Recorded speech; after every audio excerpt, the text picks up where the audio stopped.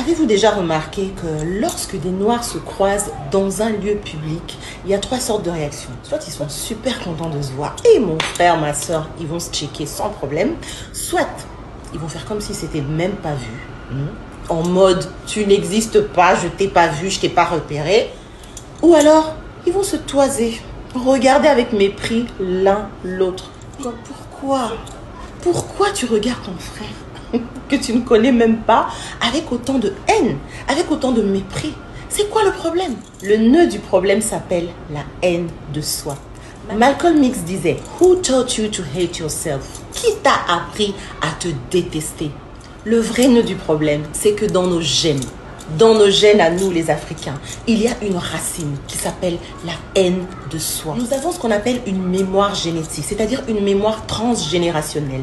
Nos ancêtres et parfois même nos parents nous ont transmis des sentiments qui sont des sentiments qui nous empêchent d'évoluer, des sentiments qui nous empêchent de nous aimer. Le nœud du problème vient de ce que nos ancêtres ont subi durant la traite et l'esclavage et durant la colonisation. Ceux qui sont venus envahir l'Afrique, ceux qui sont venus dominer nos ancêtres avaient utilisé l'arme la plus efficace et la plus nocive du monde, qui s'appelle le diviser pour mieux régner. Et pour que cette arme fonctionne au maximum, il a fallu d'abord nous apprendre la haine de soi. Ils nous ont d'abord appris à nous détester physiquement, détester la couleur de notre peau, détester la texture de nos cheveux, détester notre morphologie. Ensuite, ils nous ont fait douter de nos capacités intellectuelles.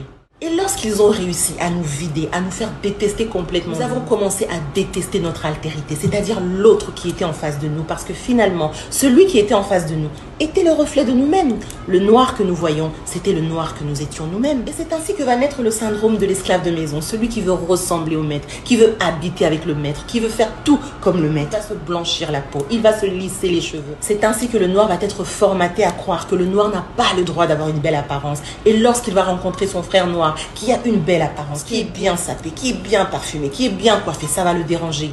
Parce qu'il y a un code génétique à l'intérieur de lui qui lui dit non, le noir n'a pas le droit d'être aussi beau.